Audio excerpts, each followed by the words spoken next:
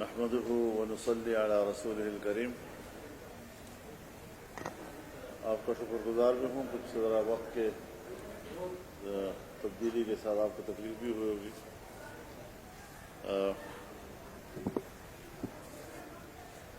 اس سال 8 فروری کو الیکشن ہوئے تھے، اس پر جمعیت علماء اسلام کا موقف بڑی وضاحت کے ساتھ سامنے آ گیا تھا کہ ہم نے ملک بھر میں اس الیکشن کے نتائج کو مسترد کر دیا تھا، اور جو موقف ہم نے اختیار کیا تھا وقت کے ساتھ ساتھ جو شواہد سامنے آ رہے ہیں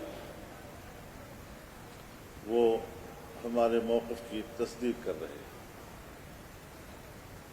پاکستان کی تاریخ میں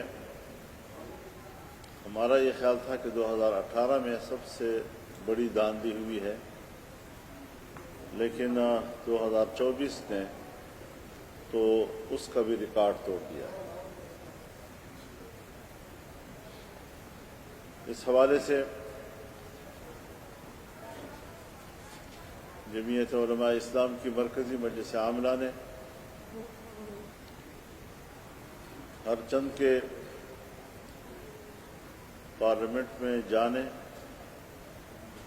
اور تحفظات کے ساتھ جانے کا فیصلہ کیا،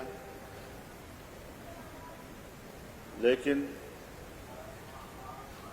اس صورتحال سے چاروں صوبوں میں جا کر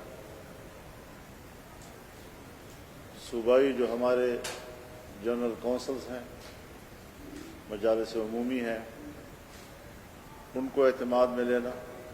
چنانچہ ہمارا پہلا اجلاس صوبہ خیبر پختونخوا میں ہوا، اور ابھی دوسرا اجلاس ہے یہاں کراچی میں ہو رہا ہے، اس کے بعد پھر پنجاب میں جائیں گے۔ بلوچستان میں بہت سخت سردی ہے، مختلف اطراف سے لوگوں کے جمع ہونے میں دقتیں آ رہی ہیں، تو اس کو فی الحال مؤخر کیا ہے۔ لیکن یہ ایک حقیقت ہے کہ جمہوریت اپنا مقدمہ ہار رہا ہے، اور پارلیمنٹ اپنی اہمیت کھو رہی ہے۔ اس صورتحال میں اب کیا کیا جائے؟ یہ پارلیمنٹ جس وقت ہم دیکھ رہے ہیں یہ عوام کی نمائندہ نہیں، یہ دھاندلی کی پیداوار ایک پارلیمنٹ ہے جس میں کچھ لوگ اپنے آپ کو حکمران کہلائیں گے، اور قوم کے دلوں پر وہ حکومت نہیں کر سکے۔ ان کی جسموں پہ تو شاید حکومت کر سکے، لیکن قوم دل سے اس کو تسلیم نہیں کرے گی۔ تو اس حوالے سے ہم آج یہاں کراچی آئے ہیں، جہاں کے صوبائی جنرل کونسل اور یہاں کے ورکرز، ان کے ساتھ ہم نے ساری صورتحال پہ بات کرنی ہے، اور پھر مزید ہم پورے ملک میں تحریک چلانے کا ایک لائحہ عمل بھی بنائیں گے۔ بھرپور تحریک ہوگی، عوامی قوت کے ساتھ ہوگی، اور وہ ملک کی سیاست کو تبدیل کرے گی، اس کا کایا پلٹے گی۔ حالات اس طرح نہیں رہیں گے جس طرح کے ہم پہ مسلط کیے جا رہے ہیں۔ یہ حالات ہم نہ تسلیم کرتے ہیں، نہ اس کو ہم قبول کرتے ہیں۔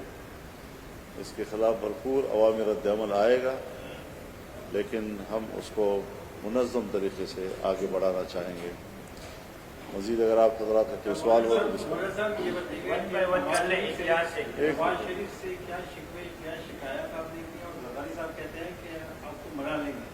کیا آپ کو منا لینے میں کامیاب ہوں گے؟ دوبارہ آپ کو کامیاب ہوں گے؟ دیکھیے، ہمارا کوئی ذاتی جھگڑے کسی کے ساتھ نہیں ہے کہ وہ ہمیں منا لیں گے. مسئلہ قوم کا ہے، مسئلہ عوام کا ہے.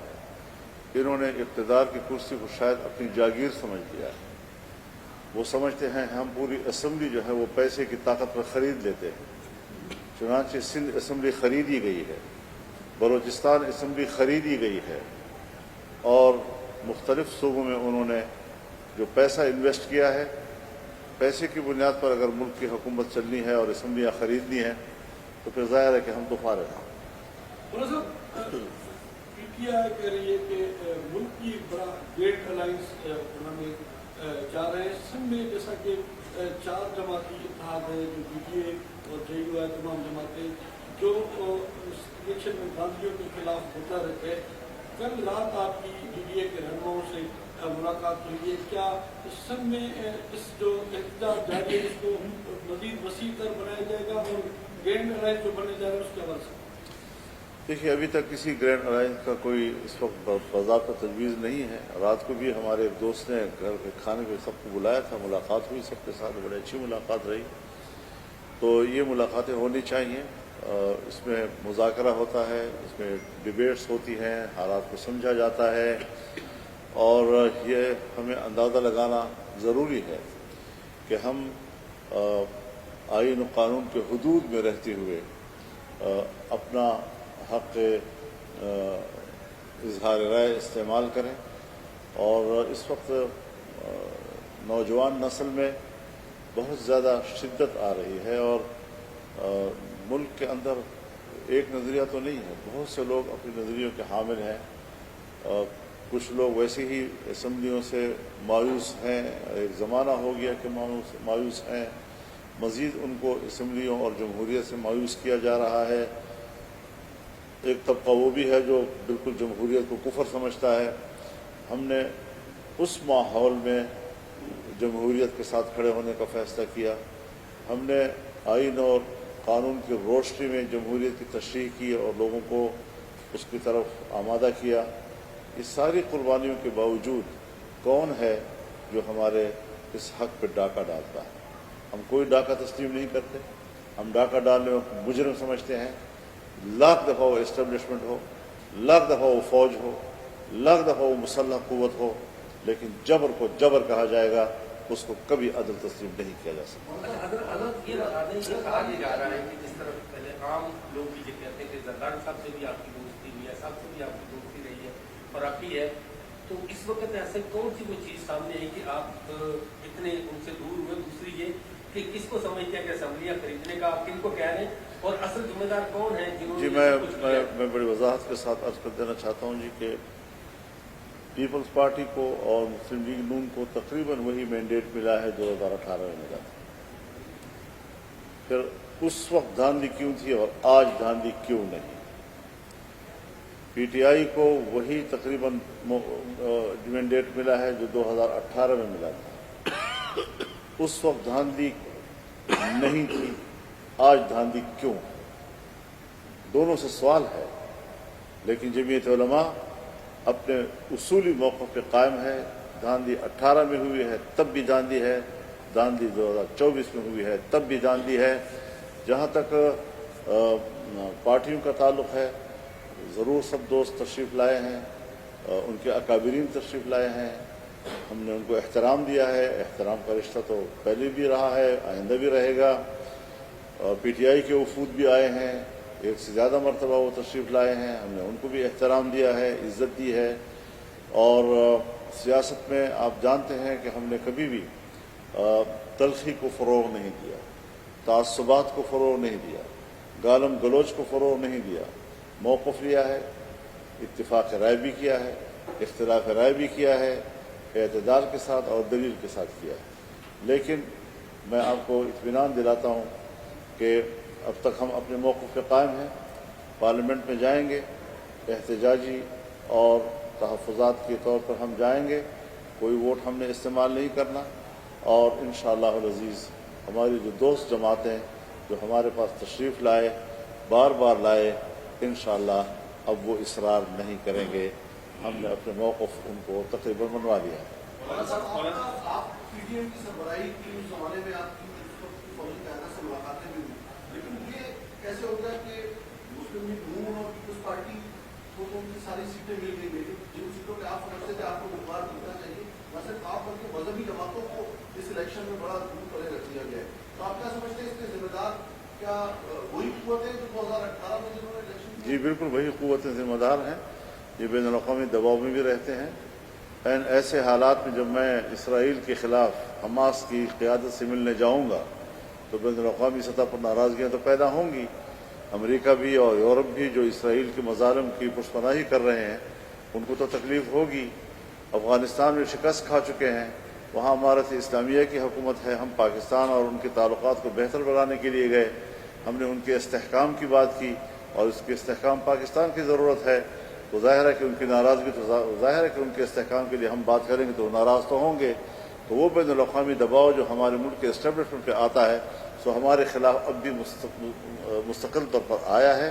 और यहाँ पर भी जिन लोगों को ये ख़तरा था कि शायद फजलुर रहमान आने वाले वक्त में हमारे मुकाबले में सदारती उम्मीदवार बन सकेगा, उन्होंने भी अपनी तिजोरियाँ खोली। यहाँ से ले लीजिए, एक यहाँ से 3 हो गए, यहाँ से ले लें। आपने अपनी राय या वोट जो है वो इस्तेमाल नहीं किया, सदर के उम्मीदवार के लिए भी यही फैसले के कायम है या वो इस्तेमाल करेंगे? इसी फैसले पे कायम है। महमूद खान साहब मेरे पास आए थे, लेकिन चूंकि उन्होंने हमसे पहले इब्तिदाई मशवरा नहीं किया था, अगर वो पहले मशवरा कर लेते तो शायद हम एक अच्छी स्ट्रेटजी हम बना सकते, लेकिन वो फैसला कर चुके हैं। तो पार्टी का मौक़िफ़ तो अभी तक वही है। अब एक तरफ मेरी ख्वाहिश है कि मैं महमूद खान अजहरी को वोट दूँ, लेकिन एक तरफ मेरी पार्टी का फैसला है जिसकी इताअत मुझ पर वाजिब है। तो ख्वाहिश और वाजिब का जब मुकाबला होता है तो वाजिब की इताअत करनी होती है, ख्वाहिश की नहीं। अच्छा, फरहान साहब मुझे ये बताइएगा जरा, अगर आप असेंबली जाते हैं तो सुन्नी इत्तेहाद कौंसिल के नुमाइंदों के साथ बैठेंगे या हुकूमत के नवाज शरीफ और नून लीग या पीपल्स पार्टी के नुमाइंदे? बेटा, आप लोग मेरे ख्याल में पार्लियामान के निज़ाम से वाकिफ़ नहीं है। पार्लियामान में अपोजिशन होती है, हुकूमत होती है। हम अपोजिशन बेंच पर बैठे हैं, वो जहाँ भी होंगी। तो जिस्म से तो मेरी कोई लड़ाई नहीं है ना, फिक्र और जहन और दिमाग से कोई इख्तिलाफ हो सकता है, लेकिन जहाँ पर भी अपोजिशन की नशिस्तें होंगी वहीं पर हम भी बैठे होंगे।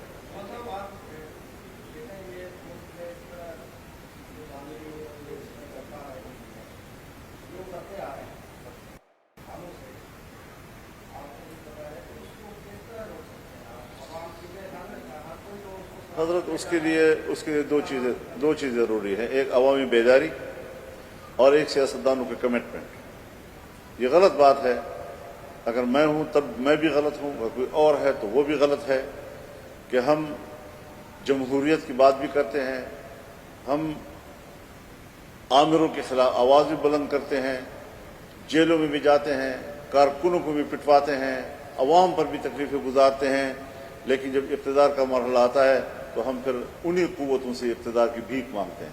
ये रवैया जब तक रहेगा सियासतदानों का, पाकिस्तान में जमहूरियत नहीं आ सकेगी, हमेशा उनकी ख्वाहिश की हुकूमतें बनती रहेंगी।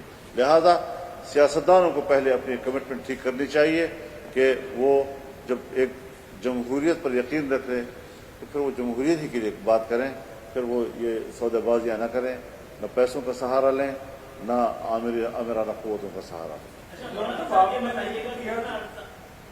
आपने जिक्र किया हुकूमत की, तो मुद्दत का आपने तखमीना अंदाजा लगाया है कि 7 साल चलेगी। जरदारी साहब को जो वो कितना अर्सा उनका इक़्तिदार बतौर सदर रहेगा? दूसरा भी एक एक्सट्रीम पोजीशन इमरान खान और पीटीआई के मुताबिक थी कि वो एक यहूदियों के एजेंट हैं। आपको क्यों इतना जल्दी अपनी एक्सट्रीम पोजीशन वापस लेकर पीटीआई के साथ हाथ मिलाना पड़ गया? नहीं, वो तो मेरे ख्याल में बार बार इस बात की तकरार की जरूरत नहीं है ना। आप एक सवाल बार बार करें, मैं जहाँ भी प्रेस में जाता हूँ एक ही सवाल, फिर उसका एक ही जवाब, एक ही सवाल फिर एक ही जवाब। देखिए, सब चीज़ें वक्त के साथ साथ ही तहलील होंगी। मौक़िफ़ जो हमने उठाया था वो अब भी है, और इसको हमने अगर तहलील करना है तो उस पर हम एक माहौल तो अब बना सकते हैं कि ऐसे माहौल में जब हम बातचीत कर सकें, जो हमारे तहफ़्फ़ुज़ात हैं वो कैसे दूर करेंगे उसको, जब दूर होंगे तो फिर तो ज़ाहिर है जी कि वो भी पाकिस्तानी है, हम भी पाकिस्तानी हैं, लेकिन उसके लिए एक माहौल तो चाहिए। अब जब तक हम इख्तिलाफ़ करेंगे तो ज़ाहिर है कि मीडिया का पेट तो भर सकेगा उससे, आपके काम तो चलता रहेगा, لیکن یہ ہے کہ اس سے ملک کو تو کچھ نہیں ملتا. جو لڑائی رہے گی اور لڑائی رہے گی تو پوری دنیا میں ہم نے اپنے موقعوں کو تعارف کرایا ہے, احتجاج ریکارڈ کروایا ہے, وہ ابھی تک برقرار ہے. اور اگر ایک ماحول بنتا ہے کہ جس ماحول میں ہم بیٹھ کر ان اختلاف کو دور کر سکتے ہیں تو ہم اس کو خیر مقدم کریں. اچھا یہ بتائیے کہ آپ نے 2 اسمبلی کا, سندھ اسمبلی اور بلوچستان اسمبلی خریدی تھی, کے پی کے میں کیا بالکل ٹھیک الیکشن نہیں, وہاں بھی ہمیں چاروں صوبوں کا الیکشن پیپر آتا ہے. ہم ایسا نہیں ہے کہ خدا نخواستہ کے پی میں الیکشن ہوا ہے تو ہم اس پہ مطمئن ہیں, وہاں بھی مطمئن نہیں ہیں. اور اسٹیبلشمنٹ نے کچھ اپنی ہی تقسیم کی ہے, کسی کو ایک جگہ, کسی کو دوسری جگہ, کسی کو تیسری جگہ, سب کو ایڈجسٹ کرنے کی کوشش کی ہے. لیکن جمعیت علماء کا معاملہ مختلف ہے. وہ بین الاقوامی جو ہمارا ایک ورلڈ وائڈ ایک گیم ہوتی ہے اور جو ڈیپ پالیٹکس ہوتی ہے اس کا حصہ ہے, اور وہاں سے جو چیزیں ہلتی ہیں یہاں پر وہ اس کی حرکتیں جو ہیں پھر نظر آتی ہیں, تو ہم اس کو فیس کر رہے ہیں اور انشاءاللہ ہم نظریاتی طور پر فیس کریں گے. پاکستان کے عوام کے دلوں میں امریکہ محبت پیدا نہیں کر سکتا. آج فلسطینی شہید ہو رہا ہے اور 30,000 تک شہادتیں پہنچ چکی ہیں. بارشیں ہوتی ہیں تو ان کے سر چھپانے کی جگہ نہیں ہے, بچوں کی لاشیں پڑی ہوئی ہیں. ہزاروں کی تعداد میں وہ بچے ہیں جو شیرخوار تھے اور آنے والے وقت میں ان کو یہ علم نہیں ہوگا کہ ہم کس کے اولاد ہیں. کیا یہ انسانی حقوق نہیں ہے؟ کیا امریکہ اور مغربی دنیا کو اس انسانی حق کا احساس نہیں ہے؟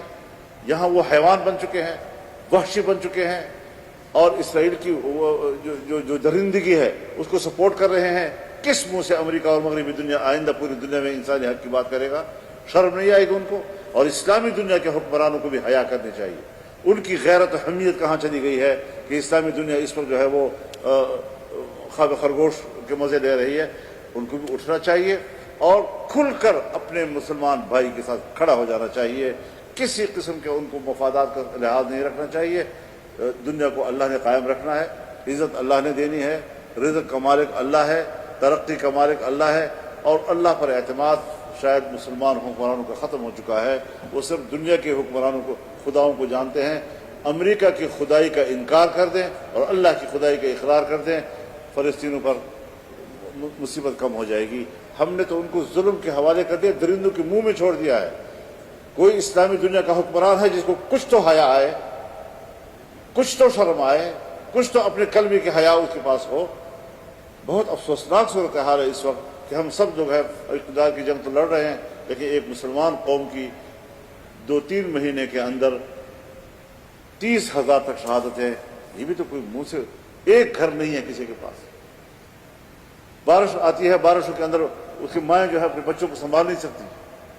کسی کو رحم نہیں آتا ان کی حالت پر. گھاس کھا رہے ہیں وہ, چھوٹے چھوٹے بچے گھاس کھاتے ہیں اور ان کو پوائزننگ ہو جاتی ہے اور وہ مر جاتے ہیں اس سے. تو یہ کوئی حالت ہے دنیا میں ہو رہی ہے اور ہم خاموش ہیں اس کے اوپر. اچھا مولانا یہ بتائیے گا, دیش میں مہنگائی بہت زیادہ ہے, آگے IMF کا پروگرام بھی آ رہا ہے, اب آج آپ اعلان کر رہے ہیں کہ ہم اسپیڈ پہ آئیں گے, اس سے تو اور اگر استحکام جو ہے وہ بڑھے گا. کوئی ایسا راستہ نہیں ہے کہ ہر استحکام کے لیے ایک انہدام ضروری ہوتا ہے. اگر آپ کا گھر جو ہے زلزلے میں کریک ہو جائے تو پھر آپ کہیں گے کہ اس کو گرائیں گے تو اور ٹوٹ جائے گا, دوبارہ بنانا پڑے گا آپ کو. تو استحکام کے لیے آج اس حد تک غیر مستحکم ہیں ہم, معاشی لحاظ سے, سیاسی لحاظ سے, اخلاقی لحاظ سے, کہ ایک دفعہ اس کا انہدام ضروری ہوگا اور وہ انقلابی تحریک سے ممکن ہو سکتا ہے. اچھا یہ بتائیں کب سے آپ ملک کو بند کرنے جا رہے ہیں, احتجاج کرنے جا رہے ہیں, احتجاج کی کال کب سے شروع ہو جائے گی آپ کی؟ تھوڑا ذرا صبر کر لیں ہم, اور شکریہ جی. اسی کے لیے تو ہم آئے ہوئے ہیں, آپ لوگوں سے بات کر رہے ہیں. شکریہ جی. بتا دیں, اگر آپ نے کہا اسمبلیاں خریدی گئی, انہوں نے اسکیم کے ذریعے خریدی گئی, کیا جمعیت علماء اسلام نہیں خرید سکتی کوئی اسمبلی؟ جمعیت علماء اسلام کی سیٹیں تو خرید لی گئی ہیں, تو اگر ہم خرید سکتے تو کچھ نہ کچھ کوئی ہماری بھی حکومت بن جاتی ہے. بہت شکریہ آپ کا.